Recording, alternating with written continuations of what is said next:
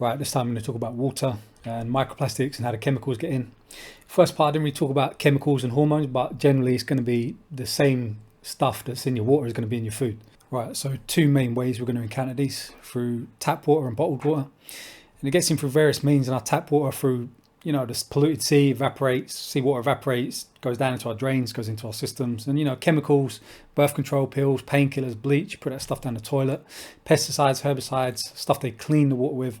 Chlorine, chloramines, they put fluoride in it, heavy metals. Don't put heavy metals in it, but it gets in. And then bottled water is mainly from the bottle itself, the microplastic breaking down, especially when they put the water in and you get the stuff from the cap and the ring. That tends to get in the water. If you look at bottles, if you definitely avoid Nestle. These guys took a bunch of bottles, these scientists, and they tested the microplastics and found Nestle had a crazy amount. Evian and San Pellegrino. You would expect San Pellegrino, I think they only do glass bottles. So I'm assuming the plastic that comes from the cap or the equipment. And Evian. So I hadn't heard of these other brands. They obviously ain't in the UK. So if you're going to buy it, I'd say maybe go for Evian. But again, don't worry about it too much. So another thing is your bottle, how you store your bottle. Everyone knows don't keep it in the sun, don't keep it in the heat. Also, don't reuse a bottle, don't freeze a bottle. That will help it break down even more. So yeah, you can imagine if you left the bottle in the heat, then you refilled it with tap water, then you froze that and you drank it. That's probably the worst kind of combination you can do. So easy but expensive solution, buy glass water, but that's not reachable for everyone. So a lot of tap water, so a lot of it gets in by the environment. We can see here, most of it's from the city dust, the cars, the tires, etc. A little bit from the clothes we wash, or the fourth position is clothes we wash, like polyester. So that's why I try and avoid polyester clothes. Too expensive for the companies to filter. It costs them millions, possibly billions to filter out, and they could do it, of course, but they don't give a shit. One of the types is reverse osmosis. So basically filters water under high pressure through a membrane. It's probably the easiest one in terms of use.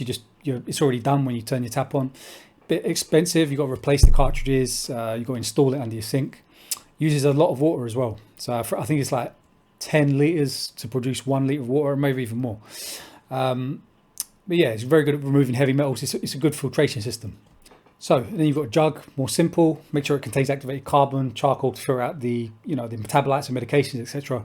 Better if it's got a glass or a steel pitcher, but it's not going to kill you. Just make sure you maybe don't leave it in there too long, filter it out, because even though it's made of a plastic, it doesn't really break down as much. It's a bit more stable. These plastics still do break down under heat and oxygen. Quality may vary. You've got to be careful because there's a lot of cheap ones made in China that they found actually when they filtered water, it added heavy metals and chemicals to it. So it's like the opposite of what you want to do. Top choices would be probably one called Clearly Filtered. If you're in the USA, they've got good, looks like reliable lab results.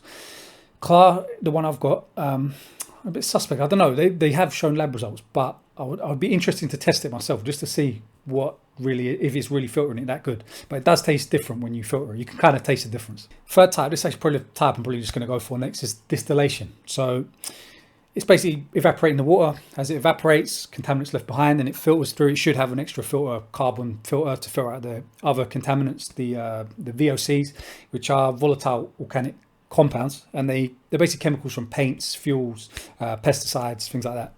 Probably it might be the cleanest form. You don't need to test it in a lab either. As long as the machine works, by nature of the chemical reaction, it's going to filter out, and with the charcoal filter most, like 99% of contaminants. Obviously, it'd be a little bit more pricey, but you're going to save money in the long run. You're drinking less bottled water. So this one looks pretty good. That's probably one I'll get. And yeah, it's a worthwhile investment. So in conclusion, it's possible to avoid. Don't worry about drinking a bit of tap water here, bottled water there. It's not going to kill you, but just in the long term. And again, this is a thing that can build up over the years. Invest in a filtration system. Don't pollute your environment. Recycle your shit. Don't buy polyester clothes, wash them on a hot wash, pouring bleach down the toilet, just messing up your shit and just, polluting your own water supply. Again, most of it comes from cars and tires. Not much you can do about that, but you do as much as you want to. So let me know down below what filtration system you use, if you do, or if this was an eye opener. And next time we'll talk about air, dust and stuff, because we breathe a lot of the shit in too.